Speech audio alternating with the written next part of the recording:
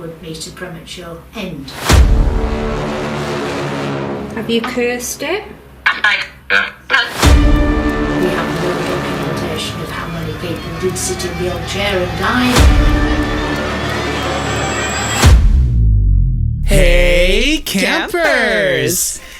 Hey, campers, welcome back to Camp Insomnia. I am your head camp counselor, Zachary. And I am your head counselor, Devon. Hi. Hi, you guys. Welcome to Camp Insomnia. We are a paranormal and true crime podcast. Ooh. And if you're new here to camp, welcome to camp. I hope you check in with Camp Mom and you made your way to your cabin and you're all nice and settled in and you're here with us around the campfire. So welcome. And if you're not new welcome. here, if you're not new here, you survived another day. Damn it. Yeah, I know. I hope y'all are still good at least somehow, at least mentally sound. Yeah. Mm-hmm. We know one out of this two right now is. And it's definitely me. Not wrong, I guess. Oh my God. So hi campers. Also today we are recording on the famous May 4th. So may the 4th be with you. Yeah, with our Star Wars shirts. Woo! So if you're watching us on YouTube, we have Star Wars shirts on. That's what does it say? Yeah. In a galaxy far, far away. Woo! Yeah. I can't read. Cute. Sorry. Yes, cute. Cute, very cute. You're so cute. Mm-hmm. It's so cute. I know you can't even see mine, but whatever. Yeah. Whatever. Just know it's there. Yeah. So, hi campers. Some updates on our life. I'll let Devon go first. You can tell us any updates besides, the obvious right now. I chopped all my hair off. Yes, I chopped all my hair off, and now I'm officially the blue-haired demon, like you called me before. Yes, I got a mohawk faux hawk thing going on. Yeah. It looks good. Yeah. It looks cool. Thank you. I know. I love it. I'm very happy with it. I did not think I could do it. Jesus fuck. But yeah, it ended up working out. No, yeah, it worked out. It looks great. Like you look good. Yeah. You look badass. Thanks. Yeah, thanks. You're welcome. Any other news in your life? No, nothing really. Everything's pretty chill over here. How about you? Okay. We're gonna pretend like you don't know anything I just told you. Just talked. Yeah, so I am. I'm working a digital domain. This is my first week. It has been great. The training has been phenomenal, and I'm working on a very cool project. I still can't say the name of until the trailer drops. So when that happens, but I'm working on a project with Marvel. I know I can say that. Yeah. So working on a Marvel project. Can't say which Marvel project. There's tons of them out there. But I'm working on a Marvel project. I'm really excited. It's my first one. I've gotten the chance to work with Paramount. I've gotten the chance to work with 20th Century Fox, and I've gotten the chance to work with Marvel. Next stop is Disney. Jesus Christ. Yes. Please. But other than that, my tattoo appointment's coming up. I haven't gotten the sketch yet, which I need to bug the tattoo artist about. But I'm getting a tattoo in less than 3 weeks. 3 weeks this Friday. Yeah, on the 20th. Your second tattoo, but your biggest piece so far. Yeah, my biggest piece. It's going to be a big piece. It's going to be a really big piece. Yeah, right here on my forearm, you guys. Boop, boop. It's going to be cool. Let me give her a shout out. If you guys want to check out her art or her tattoos, her Instagram is, just so you can see like the kind of vibe I'm getting, because her stuff is amazing. She's a very famous and good tattoo artist here in Montreal. Her Instagram is steph.guillotine, so STEPH.GUILOTINE, steph.guillotine. Love it. Love that for her. Love that for her. Very on brand for her when you see her work. I know, right? Yeah, I know. Yeah. Spooky artwork. I love it. Exactly. So I'm really excited. And lastly, it's getting warm here in Montreal, so now I can like enjoy the weather and not have to stand outside and freeze my nipples off anymore. Thank you. Thank God. So tired of the cold. It's been cold too long here in Montreal. But that's it. That's all the updates I have. That's it. As I put on my chapstick. I know. I was like, oh, okay. Wait a minute. Yes. I shall replenish as well. Yeah. Today I'm wearing Moist. I'm wearing Burt's Bees Beeswax Lip Balm with Cute. vitamin E and peppermint. I'm getting my vitamins. My mama said take some vitamins, and I'm getting them on my lips. Ooh. Close enough, I guess. Yeah, I thought of a really sexual joke for that. You never go. Yeah, Oh my god! Oh my god! I was gonna say it's just chapstick. It's the Just blue chapstick. one, but the label came off. Love it. Oh, There you all go. right, You our lips are replenish. nice. Yep, our lips are nice and moist. I love it. Moist. Yeah, so as you campers know, we're on this series of cursed and haunted objects, and Yes. we have a whole like list of stuff we're going to be talking about in these coming episodes. Also, if you guys notice that we are changing the format of this podcast, not so much as video and audio, but in terms of our schedule, due to Devon and I's increasing schedule, and also to get more listens by you guys, because we've noticed that when we post once a week instead of twice a week, we get an influx of listeners. And so we're going to be testing this out and see where it leads. But we're going to be posting once a week, preferably either Friday, Saturday, or Sunday. I don't think we've decided yet. Yeah. But you guys will be getting an episode a week. There'll be great episodes. It'll be nothing less than the quality we've already been giving you guys. It just won't be 2. It'll just be 1. All right? Yeah. I just want to make sure like our episodes are, I guess in a sense, getting the attention they deserve. Yeah. Just giving it time to get the growth, because cool, we're giving y'all extra content, but we want to be able to let those sit and marinate with y'all for a bit and then give you something new. Exactly. We hope you keep listening. You keep joining us around the campfire. Or, if there's some of you that are like, "Fuck you, I'm not listening anymore." Well, then, bye. Enjoy the forest. Not a real camper. It'll break my heart. It's fine. Yeah, you break my heart. You break Devon's heart, and thus for Clarence, the haunted doll, is gonna get pissed, and he's gonna come and like hunt you down like Chucky, and scare the living shit out of you, and be like, "Get your ass back to camp. You hurt my friend's feelings." You don't mess with Clarence, man. You don't mess with Clarence. It's not okay. He'll kill you. Anyways, all right. So what are we talking about today, Devon? That little hint. Well, before we gather us around the campfire. Got it. This one is going to be, I think I mentioned it in the last episode. I was kind of between a couple stories that I want to do. But I did mention this one. This one is going to be the Dead Man's Chair. Oh. Yeah. Ooh. I'm in... What kind of chair are you sitting on today? My bed. The bed chair. My bed chair. I am sitting on a wooden chair that is holding on for dear life under the weight of this man. Yeah. It gets a lot of my ass. Yeah. Spooky relevance. Yeah, spooky relevance. Spooky relevance. Ooh, yeah, that ass is spooky. All right, campers. Without further ado, let's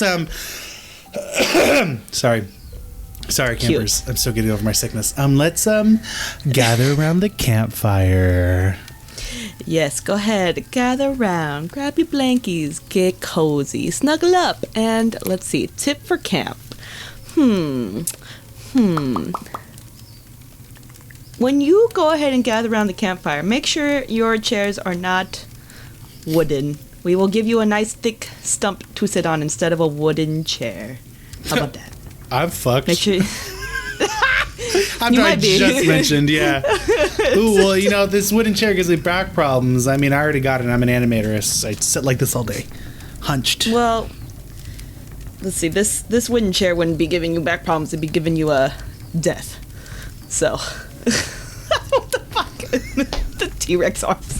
Oh, yikes. Stupid. Okay. I am stupid. All right, cool. Let's crack into this. I'm excited. Okay, so yes, so Dead Man's Chair, or otherwise known as the Busby Stoop Chair, it was a story. What? Why are you making a face? The what chair? The Buzz Beef Stew?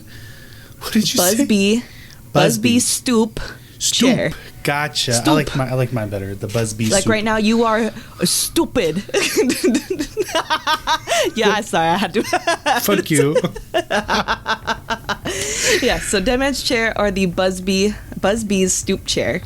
It's a story of a chair dated back to actually the early 1700s, so a cool minute ago. Yeah.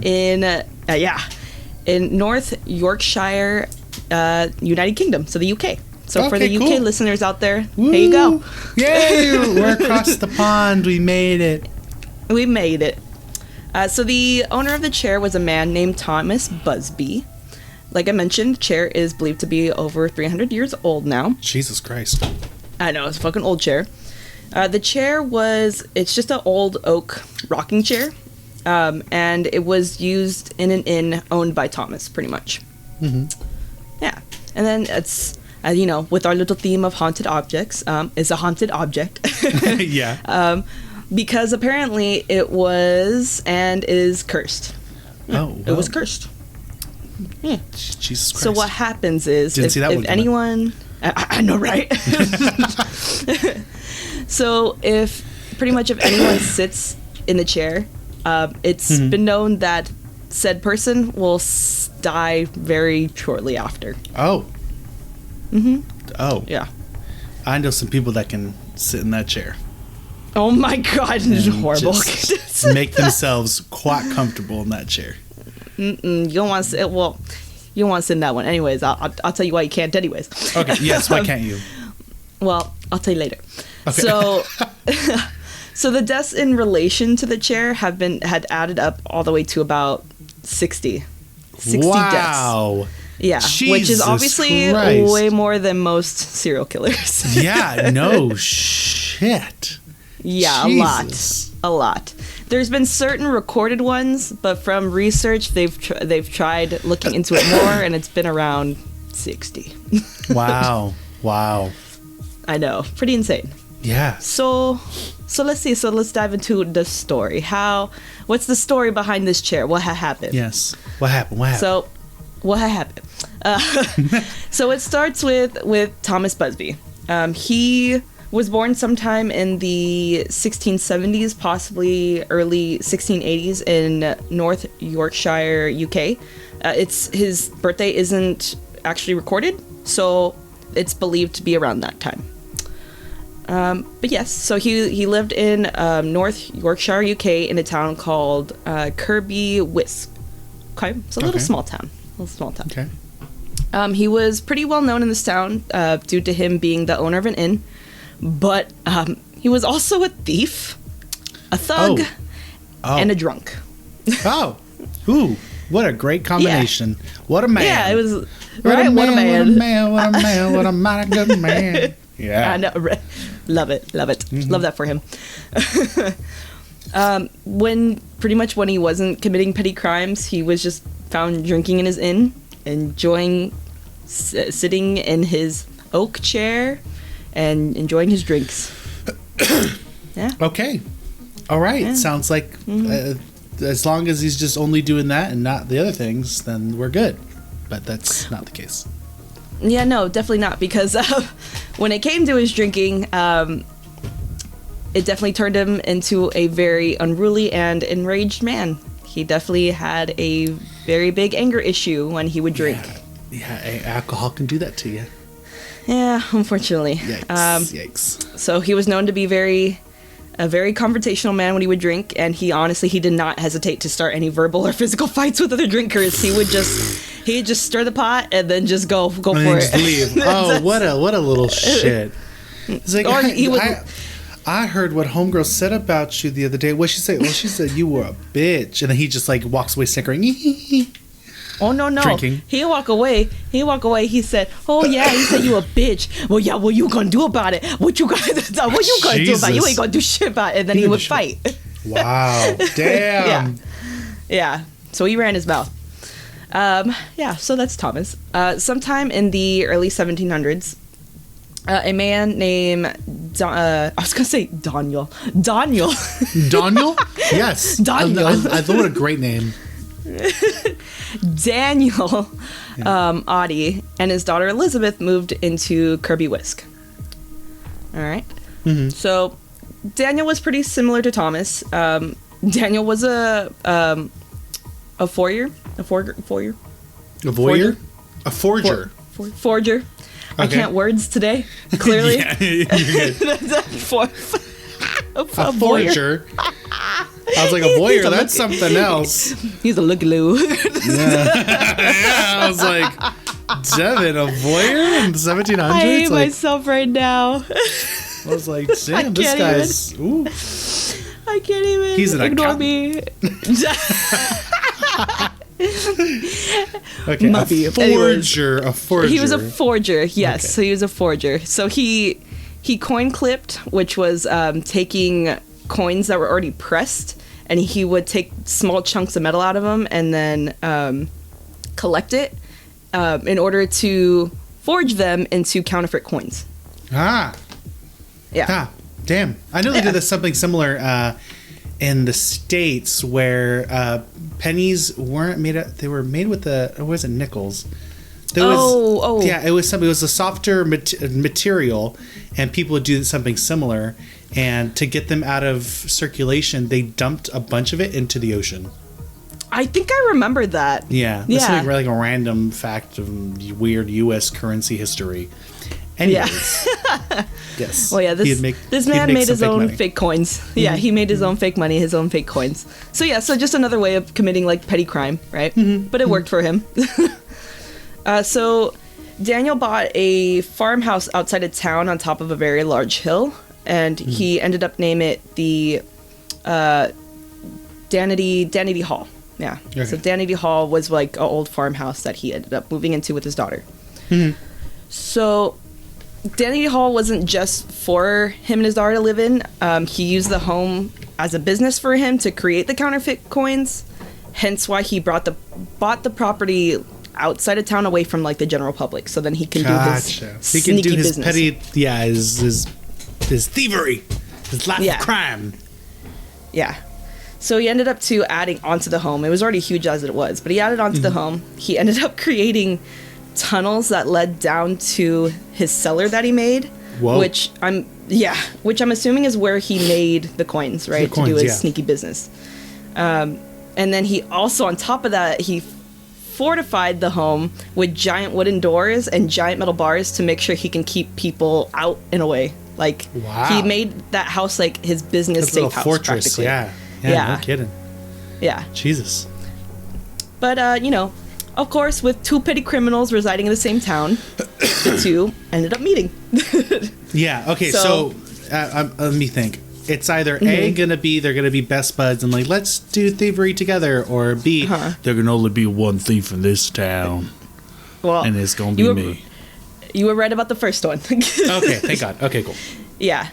They don't specifically talk about exactly how they met. I'm gonna assume probably maybe Daniel came into Thomas's inn. Maybe that's how they met somehow, and they began talking. I don't know. I'm just assuming, because his inn was a pretty popular place to be, since it had a pub and everything, and a lot of people would go in to drink and sleep at the inn. So I'm sure their paths crossed somehow. With that being said, Thomas ended up finding out about Daniel's counterfeiting business and how well it was doing. So they end up pretty much coming together and becoming partners in crime, right? Like you said.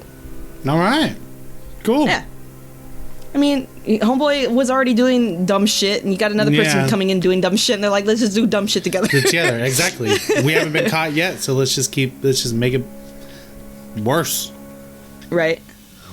So, I guess you could say in a way that was fate bringing two criminals together, but I think there was another way fate was bringing these two together, because Thomas met Elizabeth, because, Daniel had his daughter that was with him. Oh. So maybe fate brought those two together as well, right? Okay. So with Thomas and Daniel working together and spending a lot of time at Danity Hall, Thomas and Elizabeth ended up falling in love. Cute.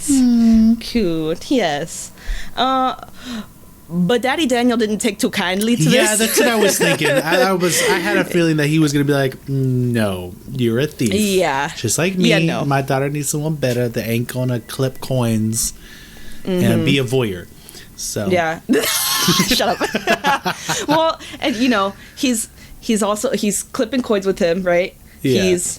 He's already a drunk. He's a thief, a thug. He's already just a mess. So he already knows how this man is. Sees him every day doing all this dumb shit, drinking every day. So he wasn't too happy with it.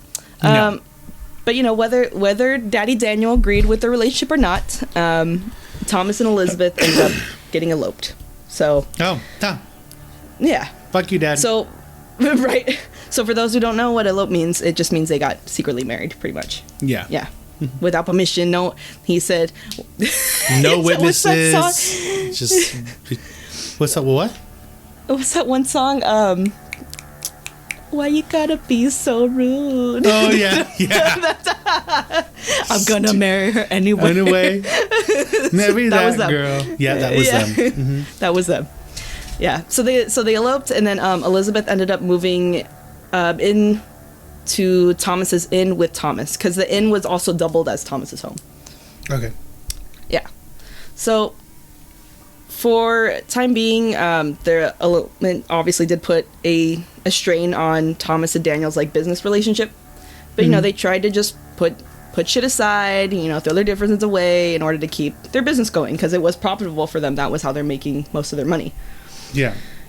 Yeah, but you know, then with Thomas's gnarly drinking habits, he definitely also didn't treat Elizabeth well. Yeah, probably saw that coming.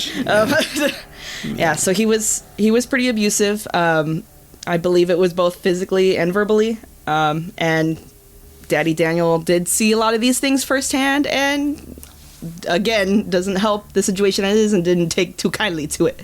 Yeah.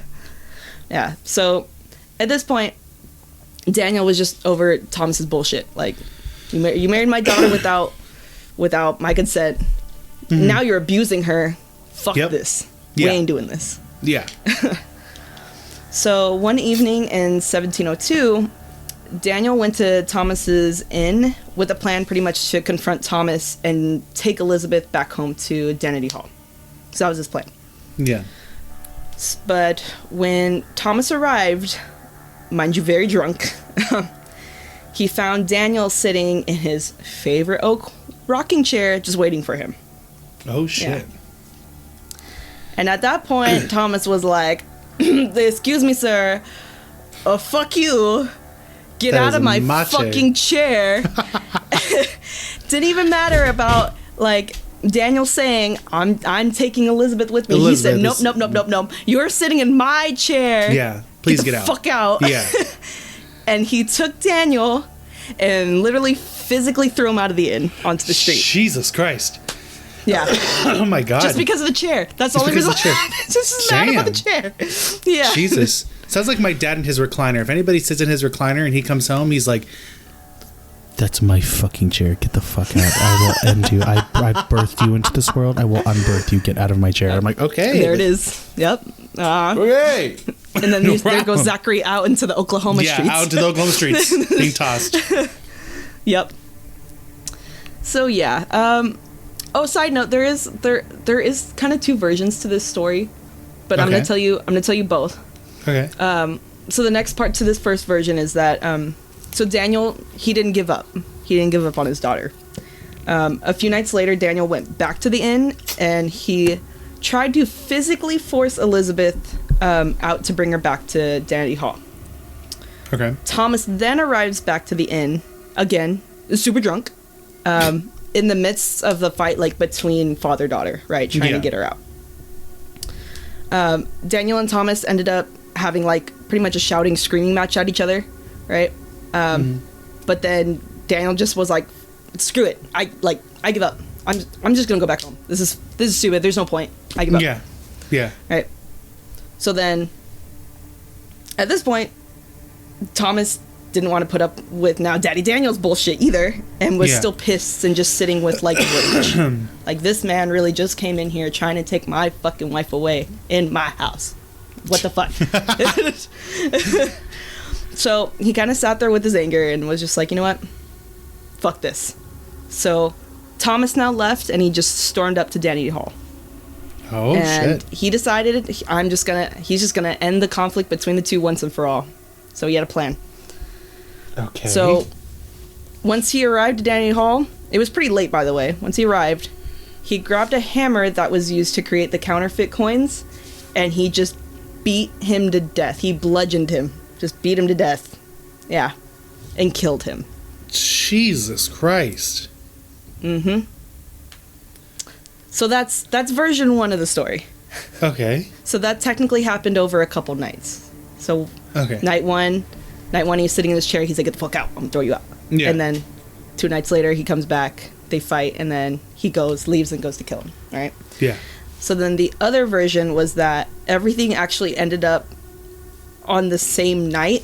So Daniel goes to the inn with his plan. Tries to forcibly take out Elizabeth. Thomas gets home. He's like, "What the fuck?" And then Daniel leaves, waits a little bit, angry, and then leaves to go kill him. Right? Yeah. So it's just a shortened version of it, technically. Yeah. So that's a couple sources say a couple different things when it comes to the story. So that's why I wanted to tell you the two at least. But yeah, so needless to say, regardless, he still got killed. He still got bludgeoned to death with a hammer. He did. He did his boot. Yeah. So anyway, so after Thomas killed Daniel, Thomas took Daniel's body and tried hiding it in some like nearby woods from the hill. But it was found, wasn't it? Yeah, within a pretty short time too. You would think because they're like these, these good thieves, that they'd be able to hide a body very well if they can like build a freaking tunnel system and caves underneath the ground. Right. They would for sure be smart enough to hide a body without anybody finding it, just like their tunnel system. But whatever, they're stupid. Well, mind you too, that was Daniel that had the good idea to do all that. Definitely not Thomas. Oh, not Thomas. Yeah, that's right. That's right. Thomas was the stupid one. Yeah. Well, then never mind. That makes sense. Yeah, definitely. Well, why would you bring the body nearby still? Why wouldn't you go outside of your own town? These are stupid. I don't know. Isn't the 1700s, right? Uh-huh. Isn't there like a pig farm somewhere that you just dump the body in? You would think. Devon and I are not serial killers. We're just saying, just an FYI. If anybody's like, Zach, are you the fuck? No, just I know it happens often. Yeah, exactly. Like, for instance, with the toy box killer. So, anyways, continue. Yes. So, within a very short amount of time, I'm assuming only like a couple days, people from Kirby Whisk were noticing that Daniel was missing. Yeah. So, they sent out a search party, and very quickly they found Daniel's body in the woods that, little Thomas tried to hide. He's such an idiot. But yeah, he's a fucking idiot. Yeah. Oh, yeah. Yeah. So, Thomas ended up being the prime suspect in the murder of Daniel Audie. I mean, yeah. I'm assuming based on probably people seeing that they were business partners, even though probably they don't know exactly what their business is, but seeing how they're interacting. Thomas was married to his daughter, so... Yeah. So either way... Yeah. And then, too, that would be the talk of the town. It's the inn is the place to go be at, so they'd find out somehow. Mm-hmm. So Thomas was arrested at his inn. Actually, when they came to arrest him, he was sitting in his chair, drinking. Oh. I'm telling you, he really favored that chair. Yeah, no shit. He really loved that chair. Yeah. So he was arrested at his inn, and he pretty much awaited trial. In the summer of 1702, Thomas went on trial, and he was found guilty, obviously. Well, obviously, yep. Mm-hmm. His sentencing was pretty crazy. Get this. This is a whole mouthful. Okay. They sentenced him to be gibbeted on a gibbet. Wait, I think I know what this is. What do you think it is? Oh no! I swear I've learned about what that is, or like a fun fact from somewhere. A gibbet. Is it a form of castration or something? It is not actually. I know it's some kind of like torture. Right? Not necessarily. Like a punishment. It's definitely a punishment. It's a punishment that you will not come back from. Yeah. Okay, go ahead. So a gibbet is anything used for public execution. So it could be a guillotine. It could be the gallows, I was like close. hanging gallows. Yeah, and castration. Well, he's cutting off a head. Oh my god! Just a different kind. Just a different kind. You're so stupid. Just a different kind. I wasn't far off. You're so dumb. You're so dumb. Okay. So yeah, so Gibbeted. that's a gibbet. That's a gibbet. So it's something physical. But then to be gibbeted or gibbeting is to be publicly executed using some sort of gibbet, right? Some sort of something to use to publicly execute you, someone, in which the body remains on public display to make a point. Yeah. Don't do this, or this will be you. Exactly. Don't. In this case, don't murder people, or you're gonna die. Yeah. And you know the sad part is that when they would do public executions like that, people would love it. They would flock. Oh, I mean, shit. What? Nisa's calling me. Okay. I'll put a pin in it. Okay. Hi, campers. Welcome back. Sorry, we had to take a little phone call break. Devon has to work tomorrow. I need money. Facts. But as I was saying about the whole execution thing is that people flock to these events. This was like their football game. This was their Super Bowl. They would have vendors, carts out, people like these little kids going, kill him! I mean, like it was a lot. People look forward to it. And yes, it served as a reminder to not do bad things, but also people were like, someone do something bad because I'm bored and I want to see someone get executed. No, and that's really what happened. Like once these people found out about it that day of, like we'll get into it more, but that day of, those people did. They hella flocked to it because you're right. That was like their main form of quote unquote entertainment during that time. Yeah. Some crazy shit. Some crazy shit. Yeah, so he was going to be publicly executed. He's going to be set to die on a hanging gallows. He was going to be hung to death in the public eye. Wow. Yeah. So they were going to, once he was hung, died, they were going to then take his body, put it into a metal cage, pour tar all over it, and then leave the body out on the gallows, which was also attached to the outside of his inn. Jesus Christ. That was his plan with the sentencing. Damn. Yeah, it was pretty intense. And his body wasn't like planned to only be there like a couple days as a It's like months, wasn't it? Oh no, years. Oh Jesus! Literally Christ. until literally until his body rotted. Like withered away. Damn. Yeah. That is wild. Pretty intense. Yeah, no shit. Damn. So, sentencing done. He knew what was going to be coming down to him. It played out pretty quickly. Knowing what was coming, he had one last wish on that day. You could probably guess what his wish is going to be. Is this a drink? Just sit in his chair. And? Drink. Exactly. And fuck his wife. No, not even that? No. Wow. No, just sit in his chair and drink. That's all he wanted to do. Okay. Yep. So he wanted to sit in his favorite chair one last time and have a drink before he was taken to his hanging. But now this is how the chair got its curse. And this is another split version of potentially how it happened. Okay. So this first version is that Thomas got pretty drunk sitting in the chair one last time.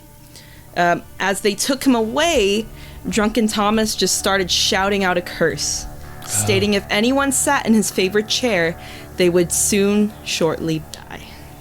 Damn. Yeah. So that's one way they Okay. stated that it happened. So the next version, it's same, like pretty much the same thing, but the main difference is that he wasn't drunk. As he had a drink in his chair, they took him away. As they're taking him away, then he's just tells what the curse is going to be. The same thing, right? Gotcha. Okay. Different Yeah. form of expressing how he's going to curse that chair. And people Exactly. know. Gotcha. Yep. So either way, the chair was cursed. He was then gibbeted, executed, and like I mentioned, his body remained outside his inn, just hanging for several years. Damn. As everyone flocked around and watched this all happen. Wow. Look, Mom, Yeah. they're tarring a corpse. I know, honey. Once in a lifetime. Jeez. Right? Jesus, so scary. Nice. So it was then said from then on that his spirit haunts the inn, and his chair remained in the same spot, literally the same area. He left the inn for a few hundred years at that point. Yeah. So sometime after, actually new ownership took over Thomas's Inn, and it was renamed Busby Stoop Inn. That's why it's called Busby's Stoop Chair. Busby Gotcha. Stoop Inn. Yeah. So the inn became like almost a tourist attraction, with the history behind it, attracting visitors from the heard tale of Thomas Busby and his cursed chair and everything. People would claim to see his ghost like either walking around the inn, by the gibbet outside, right? Yeah. Or just sitting in his chair. Yeah. But with the tale sounding more like a tall tale or a legend, people really questioned if the curse was real or not. So they wanted to sit in the chair.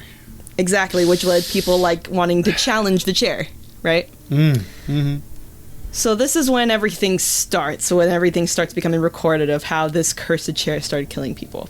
Okay. So the first recorded death of the Busby chair was in 1894. So definitely almost 200 years after. Yeah. Jesus. Yeah. So a chimney sweep and his friend decided to go have some drinks at the Busby Stoop Inn. While drinking, the chimney sweep, decided he was enjoying his beverages, and his friend was like, you should go sit in that chair. And he was like, okay, fine. I'm gonna go sit in the chair. I ain't Whatever. scared. I'm a bad bitch. I ain't scared. Yeah. So he sits in the chair, finishes enjoying the drink, and boom, he'd done the deed. The next morning, he was found dead, hanging from the post next to Thomas's gibbet, so next to his little hanging gallows. Yeah, his body just flung over dead. The very next morning. Damn. Yeah. No mercy. So at first, they declared that his death was by suicide, right? Yeah, I mean that's what it would look like. Exactly. But then in 1914, the friend that was with him actually ended up confessing on his deathbed that he robbed and murdered his chimney sweep friend. Jesus. Yeah. Damn. So this is a link, right? Because he still sat in the chair. Yeah, he still sat in the chair and he still shortly died after. Yeah. So it's like either a possible coincidence or maybe the chair like influenced this to happen. Exactly. That maybe it influenced his friend to rob and kill him ultimately. So that's the first recorded one. Okay. By the inn, there was an airfield that was used in 1942 for World War II. So big giant airfield. It was about like a mile away from the inn. Like I know dumb military people are. Airmen would go and dare each other to go sit in the chair when they go visit the inn, taking on the challenge of the curse. And what happens? Turns out those airmen who sat in the chair would go on to do missions, and they never returned home. Wow. Damn. Yeah. Okay. I found out, I did a little more research on that from, one of the YouTubers that I was getting more information on with this story. I forgot her name, but anyways, she was saying that it's weird speculation too about like supporting the chair, because only like a very, very, very small percentage of those men from that airfield died and didn't come back home. Like it was like 1% of the people that were very, very tiny. Yeah. So for the fact that a lot of those men that would go and drink there and then not come back, sit in the chair and then not come back, that's just a really little weird and close quinky dink. Exactly. Shit. So the next, in 1986, a man named Tony Earnshaw became the next owner and the landlord of Busby's Stoop Inn. So the next person to own the inn. Next person to own it. Cool. Yeah, I don't think there was a record of who the first person was, but this is obviously now we're in the close to our century, so this has been some time. Yeah, no shit. So, with bringing on the inn on his own, obviously he's heard all the local tales about this chair is being cursed and whatnot, and he didn't believe it. He didn't believe in this curse whatsoever, and until he started witnessing a lot more things firsthand. Okay, So what happened? What happened was, okay, one of the like first few times he actually witnessed something was, Tony had saw a few pilots at the inn, enjoying their drinks, and same thing. They challenged each other to taking a turn sitting in the chair. Yeah. So it was a pair of pilots, so just two of them. So they both took turns each sitting on the chair. They finished their drinks and then they proceeded to leave the inn, right, to go back to their base. They got in the car, they took off, somehow lost control of the car, drove straight into a tree, and they ended up dying on the way to the hospital due to their injuries. Dude, this chair is fucked. Yeah. Yeah. Jesus. And okay. then, so that's what he saw for one. And then literally only a couple days later, a group of construction workers, same thing, went to go to the inn, have a drink on their break, and then return to work. It was like a group of them, and they're all messing around, and they dare the youngest one to go sit in the chair. Yeah. So he was like, oh, okay, fine, whatever. So same thing. He sits in the chair, he's dared.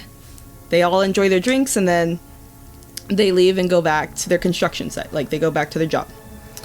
Okay. While working, the youngest guy who sat in the chair ended up falling through the roof of the building they were working on, and he literally plummeted head first onto the concrete and died on the site. Jesus Christ. Yeah. Oh my God. Wow.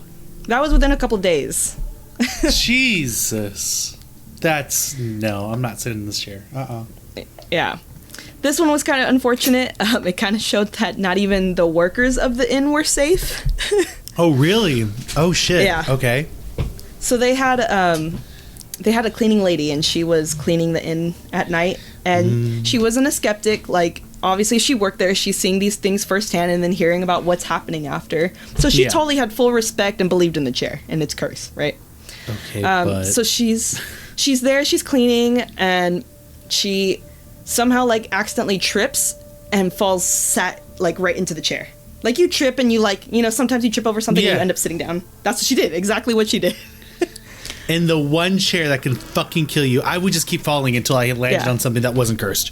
I don't think she could. Like, mind you, think of like a pub like floor, there's the bar seating and whatnot, and then you have chairs like maybe on the other side of the floor. I would make sure if I thought my ass was anywhere near that seat, no, I'd hit that floor.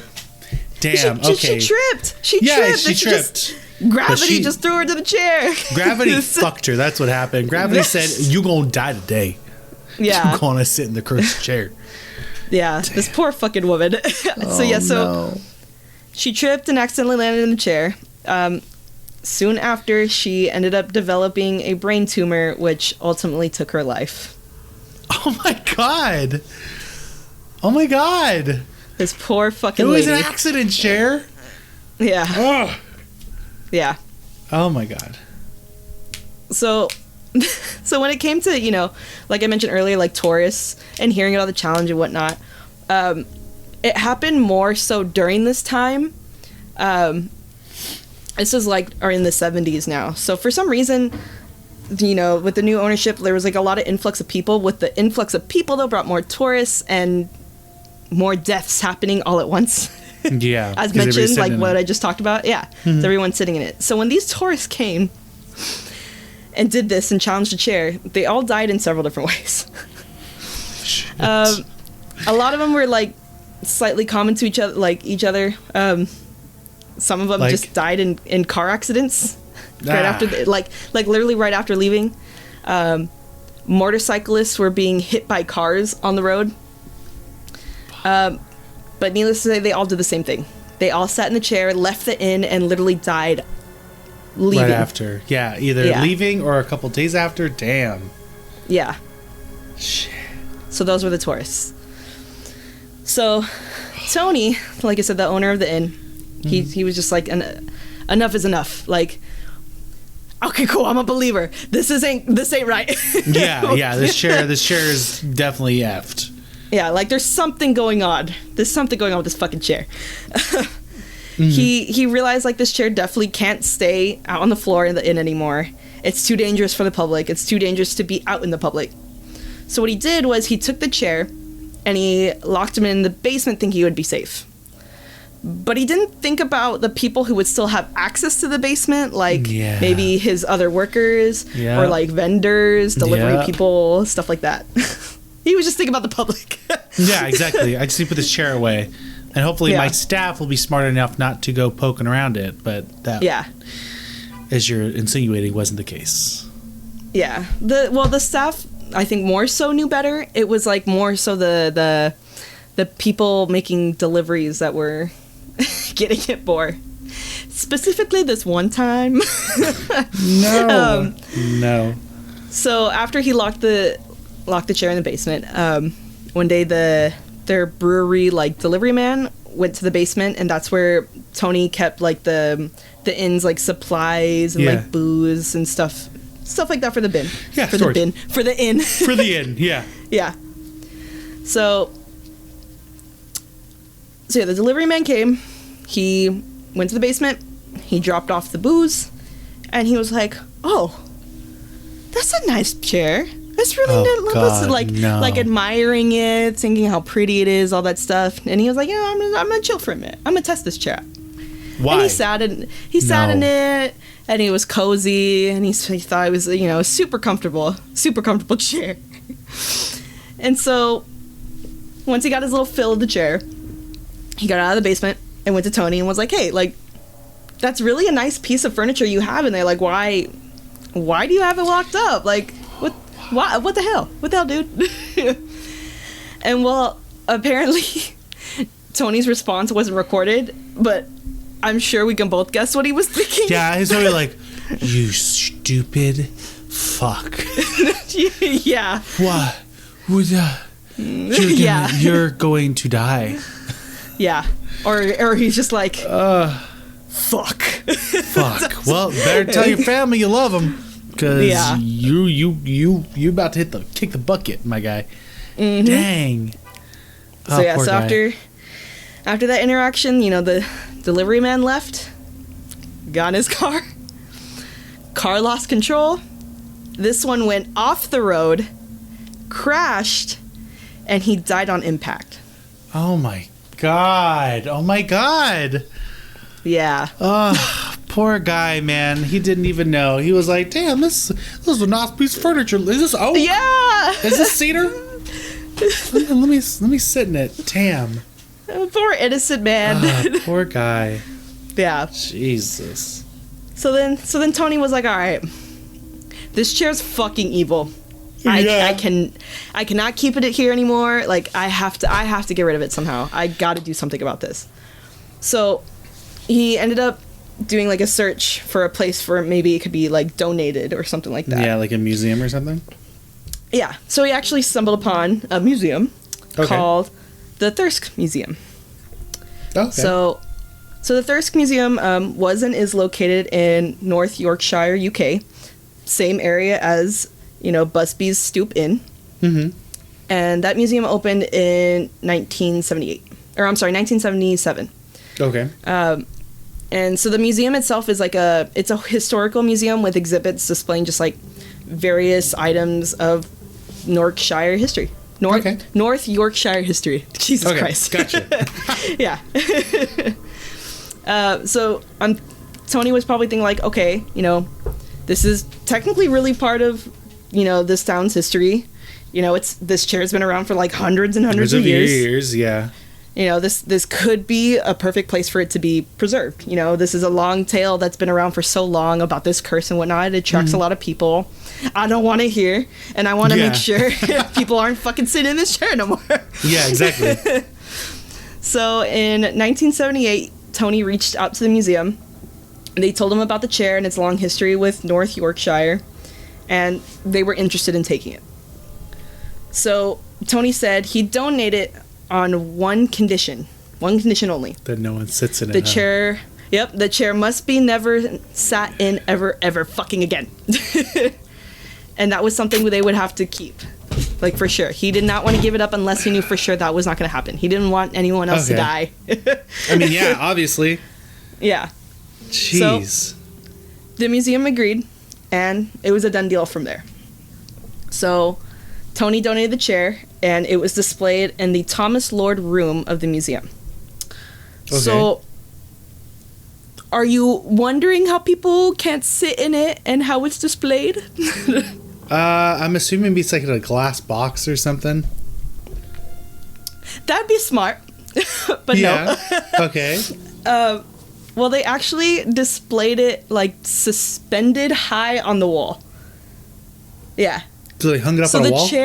So the chair is like, see how like my curtains right here? Yeah. Behind me? So like in this corner is like where the chair would be, right here.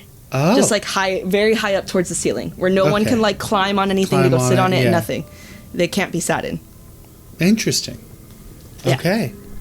Mm-hmm. So the chair is actually on display to this day. You can go visit it in person up in North Yorkshire. Yeah. It's known to the museum as one of their most popular exhibits. It's one everyone flocks to go see, definitely for sure, when they're visiting. But yeah, needless to say, to this day, it has not been sat in. And it's been almost 45 years. Wow. Yeah. Yeah, 45 years. Damn. But it's one of those weird things where it's like, don't push the red button, right? And it's like, if you push it, something bad's going to happen, but you really just want to test it. And it's the same thing. It's like that. Well, I don't know. Maybe it is. Maybe it's real. Maybe it's not. Let me just sit in it. But even it's funny because even if you sit in it and say you don't get into a car accident and die right away, you can still get a tumor and die. You can still die a couple days later in a major accident. Yeah, it doesn't matter. Damn, that is wild. Yeah. So now it just hangs on a wall. Yep, just hangs on a wall display. No one has sat in it. What does it look like? Show me a picture. I need to see a picture of this thing. Let me show you. Does it look comfortable at least? It just looks really old. Really old wooden rocking chair. I mean, yeah, it's been around for like hundreds of years. Yeah. To this day, like 300. Yeah, Jesus. Oh, yeah, it just looks like an old chair. Yeah. Something my grandma would probably have. But see how it's all suspended really high? Yeah, on a hook, yeah. Mm-hmm. Wow. Look at that thing. It's kind of tucked away in a corner, too.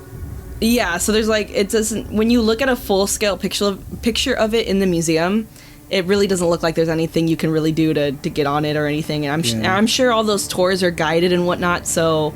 That's funny, you can see where people have touched it. It's on, like, lock and key. Yeah. Well, it's funny, you can see where people have touched it, though, because you can see the lacquer rubbing off from people touching the like chair. The foot, the leg? Yeah, the foot, yeah. That's funny. So I wonder if you get bad luck from even touching it. I mean, you know, it doesn't seem like it because, I mean, it's been moved around. it's also transitioned to another place. Nothing has been reported of happening to Tony or the owner of the museum, so I think it's safe to be touched, just not sat in. And so this pub, the only paranormal activity they see is the spirit of the guy that owned the chair. Mm-hmm. He's probably like, where? I swear I put it right here. Well, where's my fucking chair? Takes a bar glass, throws it. God damn it! Wow. People are trying to decide too the skepticism behind it too, because apparently that type of chair, I didn't look super into it, but that type of chair apparently wasn't made by the whatever company it's from until the late 1800s. So there's skepticism there. Gotcha. But then there's skepticism about, like we were mentioning the chair being touched or not, because apparently there's another version of the story with the cleaning lady. Apparently she either fell into the chair and ended up sitting in it, or she ended up knocking into it. Gotcha. And then that happened. So it can be gone up for debate, really, if this is true or not. I think either way, the chair's fucked. Even if it wasn't, part of that, the whole lore behind it, so for some reason, when people sit in this fucking chair, something happens. Yeah, they die. Yeah. So regardless, to all the skeptics out there, I mean, knock yourself out, but it might knock your ass out into the afterlife. So yeah, damn. So this is a cool thing though about the museum owner. He really is sticking to his word about it not being sat in. It's been, like I said, almost 45 years. But he was saying that so many people have offered him so much fucking money just to sit in the chair, or to investigate sitting in the chair and stuff like that. I was hearing a story about someone from Japan went just to go over to the chair and offered them like thousands of dollars to sit in it, and the museum owner was like, no, we're not allowing anyone to do this. We're not doing this. And the people from Japan got pissed. They were like researchers. They were fucking pissed. So they went to whatever government in that area for the UK and complained and everything, and they were just like, damn, you're shit out of luck, bro. You're shit out of luck. We're gonna go to the queen. We're gonna tell her, hey, we want to sit in this chair. They didn't allow us. Not right. I want to speak to their manager, which is you. Do something about it, lady. Right. Nope. Nothing. The museum owner kind of stated, like, we got this on this, one condition, this contingency, and, overall, a promise is a promise. That's it. A promise is a promise. We could have been rich. We could have been rich after all these years, but a promise is a promise. Well, I mean, I'm pretty sure that they are getting a bigger income without than before they had the chair, though, because now it's so people are wanting to come to the museum. So they're still getting like the influx of money, just not as much as thousands of dollars for just sitting in the chair. Yeah, exactly. And thank God they value life more than the dollar. Yeah, so. Life, morality, like the moral of it, But so that is the dead man's chair for you. Wow, that was good. That was good. Oh shit. All right. Well, I guess a good question for the campers would be: would you dare sit in the chair? Yeah. Would you test the cursed chair? Leave us a comment in either YouTube or on our Discord or on an Instagram, or anywhere really, on if you would dare sit in the dead man's chair. Ooh. I wouldn't. No, thank you. Oh, fuck no. I should be like, wow, look at that chair. How pretty. How pretty. Good looking chair. So good, I'm not going to sit in it because I don't want to break it with my thunder thighs. So, with some thickness. With my that cake. With all this cake. And that thing's like 100 years old, so I probably sat on it and just go poof and turn to dust. How sad. Stop. It's just like that. I'll sound like that. Yeah, and then you're going to go poof. shortly after. Yep. Hey, at least we'll have pay off my student loans, so that'd be great. Shut up, because I'd rather you live. The dream. Oh my god. Yeah, that was great. All right, do we have any jokes? No, but I can get some. Okay. Yeah, get some. In the meantime, we're gonna play some, I don't know, with some Yorkshire music. I know. I was trying Yeah, let's do that. I don't know what kind of music they listen to, so let's play some Yorkshire music. Yeah. Yeah. With dinner and the latest left that shows about so lonesome and looks a fairly more. The bless the lad I'm sorry to city so forlorn. Alrighty, campers, I hope you enjoyed that Yorkshire music. I've never heard it before, and I won't hear it until I edit this. But I hope it's great. And it probably is great. Yeah, campers, so we're back, and we have some jokes for you. So what are these jokes? Read them to me. I shall. Make me laugh. Monkey. Monkey dance. That's all you get. Perfect. I'll whip my head. Tell me the joke. Tell me the joke. So, why did the old woman put roller skates on her rocking chair? Why? Why you think? Guess.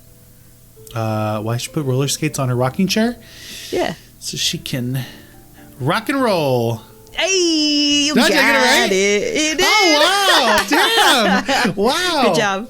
Wow. I got that. Oh, shit. Wow. Cool. Good job. I'm proud of you.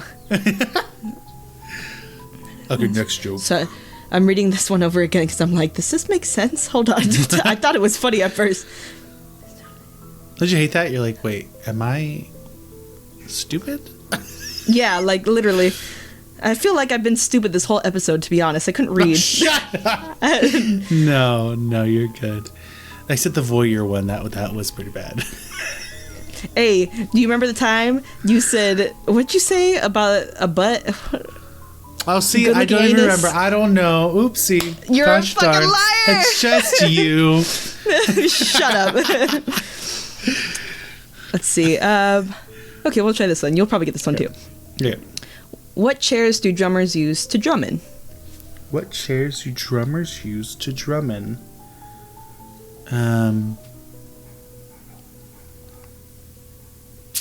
What chairs do drummers use to drum in? Mm-hmm. I don't know. Come on, Zachary. They're rock and rollers, so it's rocking chairs. Hello. Oh, stupid. That's really about it. All these other ones are pretty stupid, and they're like a fucking essay long. I ain't writing a fucking essay. We'll take it. Well, it's probably really hard to find chair jokes, so exactly. Yeah, I don't imagine that'd be easy. Well, thank you, campers, for listening to today's episode. I really hope you're liking this little series on cursed objects. I'm pretty sure the next episode we're going to be covering the Dybbuk box. Yeah, and that one's pretty intense. And Devon and I have seen this for ourselves, and it's spooky. It just makes my stomach drop just thinking about it. Yeah. Ooh. Anyways, campers, thank you guys for listening. Please follow us on Instagram at campinsomnia_podcast. That's right. And you could also find all of our links in our bio, which has our link tree. And our link tree, like he said, will have all the things we're connected to, so we can all be connected together at camp. Yes. Exactly. And then please follow us on and join our Discord. That's where we're the most active with you campers. You can talk to us one-on-one, and we post updates and little sneak peeks and stuff like that. So if you guys really want to see that, join our Discord. That's also in our link tree that's in the bio of all of our episodes. But yeah, campers, thank you so much. And I also want to give a shout out to Camper Courtney again. She's like probably one of our number one campers, because she just gave us a story that we're probably going to cover about the Girl Scout murders in Oklahoma. So yeah, Courtney, that sounds fucking badass. I mean, like, yes. It's not badass that happened, but it sounds badass knowing the background of it, since it's technically a local story for you. Yeah, no, yeah. And I've I know a lot about that case and I'm wanting to cover it. It's touchy because it's like children being murdered. And we all know how great I was with the child being murdered with the Richardson family murders. So that was a mess. I cried a lot. Yeah, it's pretty sad. Yeah, children getting murdered. That's a lot. Unless they're assholes, you can sit them in that chair. So thank you guys for listening. Jesus Christ. And good luck trying to sleep tonight, campers. Yep. Good luck trying to sleep tonight. Don't be sitting in no chairs that you don't know nothing about. Mm-hmm. Exactly. We don't need you dying. Okay. Yeah. Die off property because then we're not liable. Thanks. All right, campers. We love you guys. And we'll see you next time. Bye. See you next time. Bye. Woo. Ooh, chapstick. My hair is as blue as the fucking curtains. I just realized this shit. It is.